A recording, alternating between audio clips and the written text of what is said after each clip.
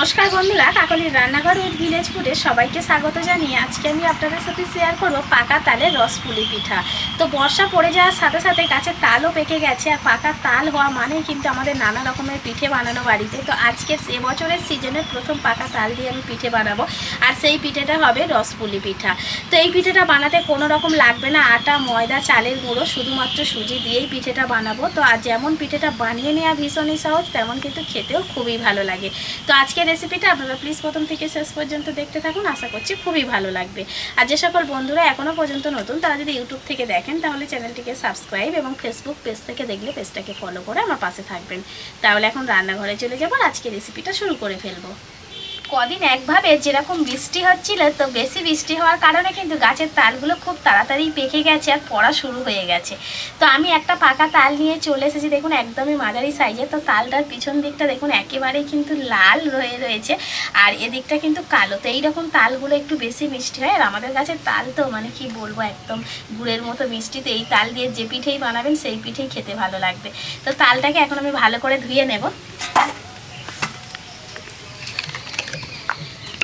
এবার তালের মুখটাকে ছাড়িয়ে নেব। এই জায়গাগুলো একটু জল দিয়ে ভালো করে ধুয়ে নেব।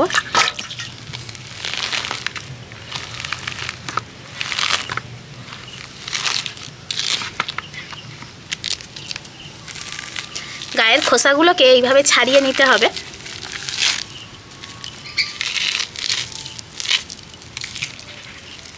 এবার আমি একটা চুবড়ি নিয়েছি, চুবড়ির সাহায্যে তালের পাল্পটাকে বের করে নেব।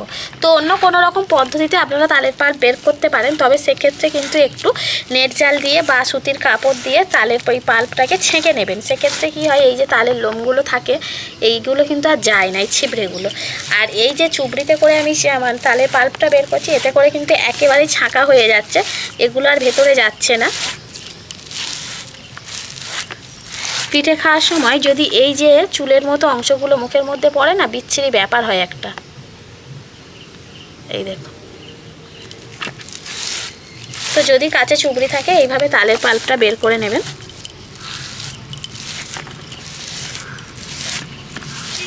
পিঠের পুরের জন্য আমি একটা নারকেল নিয়েছি, নারকেলটা ফাটিয়ে নিয়েছি। এবার কোড়নির সাহায্যে কুড়ে নেব।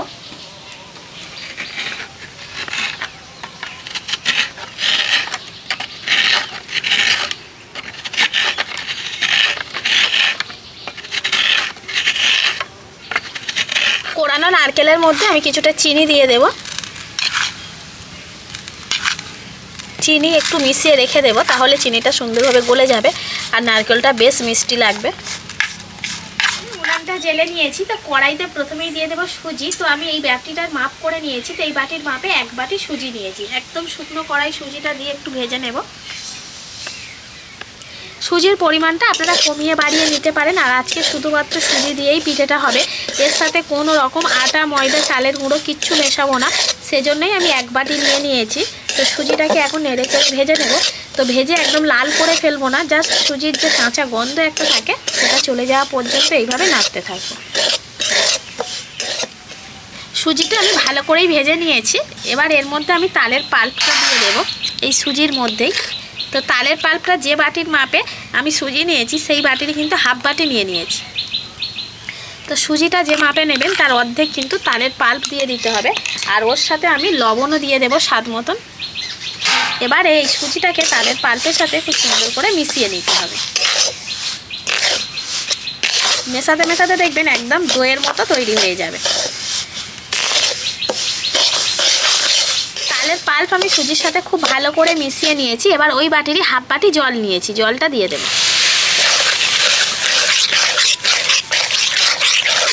তাহলে কি হবে, সুজিটা কিন্তু অনেকটাই নরম হয়ে যাবে। 1 বাটি সুজির জন্য আমি হাফ বাটি তালের পাল্প আর হাফ বাটি জল দিয়ে দিয়েছি। তো তাতেই দেখুন সুজিটা কিন্তু অনেকটাই নরম হয়ে গেছে, সুন্দরভাবে একটা ডোতে পরিণত হয়ে যাচ্ছে। আর এই দেখুন কড়া ছেড়ে উঠে আসছে। তো ঠিক যখনই ডোটা কড়া ছেড়ে এইভাবে উঠে আসবে, তখনই কিন্তু থালাতে নামিয়ে নিতে হবে। তো আমি একটা থালার মধ্যে নামিয়ে নিচ্ছি, নিয়ে হালকা ঠান্ডা করে নেব। ডোটাকে এবার আমি নিয়েছি, এখনও কিন্তু হালকা গরম রয়েছে, তো হাত দিয়ে মাখানো যাবে এরকম গরম রয়েছে। এবার হাতের মধ্যে একটু ঘি লাগিয়ে নিচ্ছে, নিয়ে এইভাবে সুন্দর করে আরেকটু ভালো করে মেখে নেব।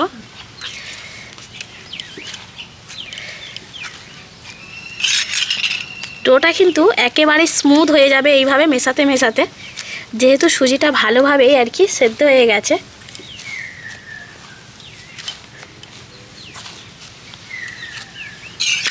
আর একটু গরম অবস্থাতেই মিশিয়ে নেবেন, এইভাবে মাখিয়ে নেবেন, তাহলে কিন্তু একদম স্মুথ হয়ে যাবে। আর সুজির যে দানা দানা ভাবটা সেটা কিন্তু আর থাকবে না। ডোটা কতটা সফট হয়ে গেছে দেখুন। এবার আমি এই ডোটাকে বেলে নেব, তার জন্য এখান থেকে লেচি কেটে নেব। তো এটাকে আমি দুটো ভাগে ভাগ করে নিচ্ছি, বড় বড় দুটো লেচি কেটে নিয়েছি। যেহেতু আমার এখানে কিন্তু পাথরটা বড় রয়েছে, আমি একটু বড় করে বেলতে পারবো তাই। তো আপনারা যারা বেলনে করে বেলবেন তারা একটু লেচিটাকে ছোট করে নিতে পারেন। লেচিটাকে এবার বড় করে বেলে নেব, খুব বেশি মোটা না খুব বেশি পাতলা না, এরকমভাবেই বেলে নেব।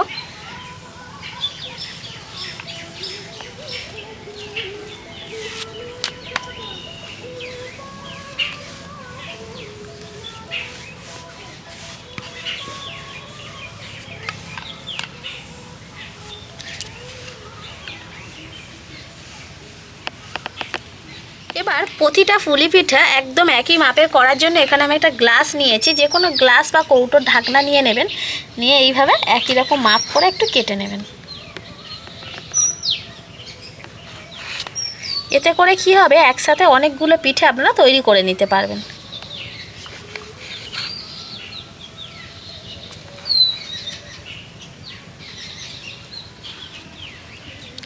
এগুলোকে ফেলবো না, এগুলোকে আবারও আমি পিঠে বানিয়ে নেব।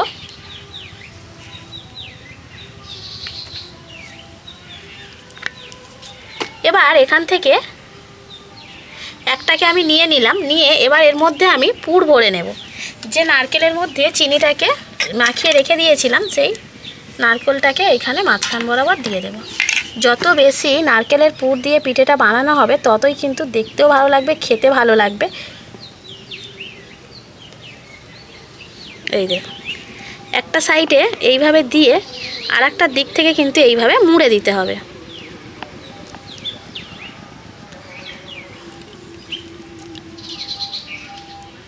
হাতটাকে ঠিক এইভাবে ধরে দুটো আঙুলের সাহায্যে মুখটাকে এইভাবে সুন্দরভাবে জুড়ে দিতে হবে, যেন পরে ছেড়ে না যায়। এই দিকে একটু লক্ষ্য রাখতে হবে। আর এখানে আমি আজকের এক্সট্রা কোনো ডিজাইন আর করবো না, জাস্ট এইভাবে সুন্দর করে মুড়ে দেব। এটাই ডিজাইন হবে একদম সিম্পলের ওপর, তো আলাদা করে কোনো ডিজাইন আর করতে যাব না।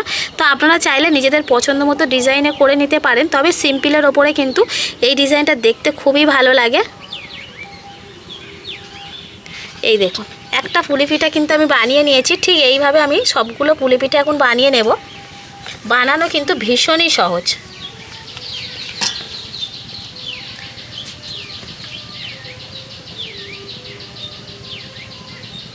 এইভাবে পুরোটার মধ্যে কিন্তু একটু চারিয়ে অর্থাৎ খেলিয়ে দিতে হবে নারকেলটাকে, দিয়ে এইভাবে একটা দিক ধরে আর একটা দিকে এইভাবে মুখে মুড়ে দিতে হবে। চেপে চেপে পুরটাকে এইভাবে ঠেসে ভরে নেব।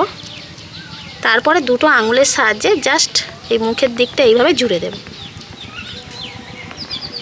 আর খুব সুন্দরভাবে জুড়েও যাবে।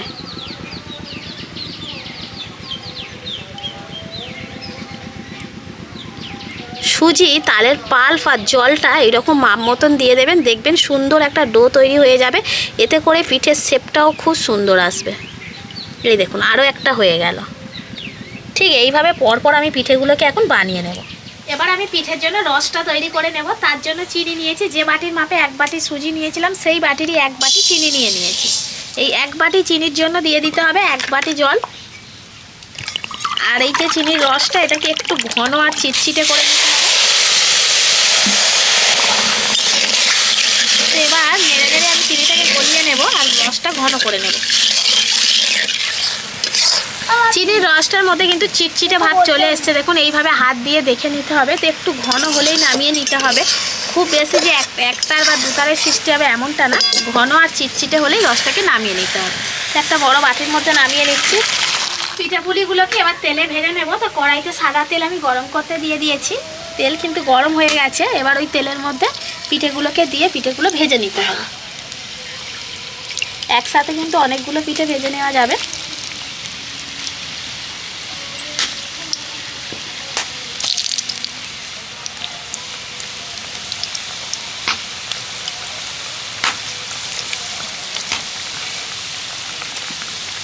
দেখুন একসাথে কিন্তু প্রায় অনেকগুলো পিঠে আমি দিয়ে দিয়েছি।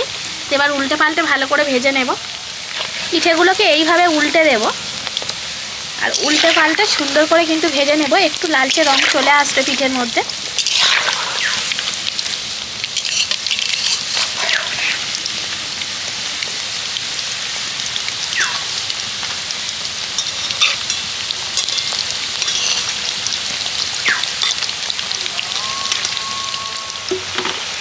পুলি পিঠেগুলো আমি খুব সুন্দর করে একটা লালচে রং করে ভেজে নিয়েছি, এবার তুলে নেব। তো আজকের পুলি পিঠেগুলো কত সুন্দর হয়েছে দেখুন। পুলি পিঠেগুলো তেল থেকে তোলার সাথে সাথে গরম অবস্থাতেই চিনির রসের মধ্যে দিয়ে দিতে হবে। আর এইভাবে চিনির রসের মধ্যে দিয়ে 10 থেকে 15 মিনিট ভিজিয়ে রাখলেই সুন্দর একটা রস পুলি পিঠা তৈরি হয়ে যাবে।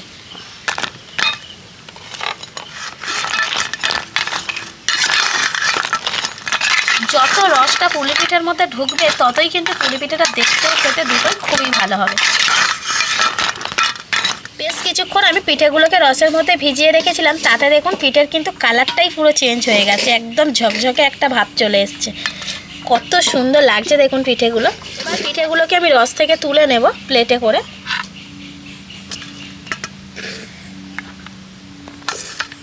প্রত্যেকটা পিঠেই কিন্তু একই রকম হয়েছে।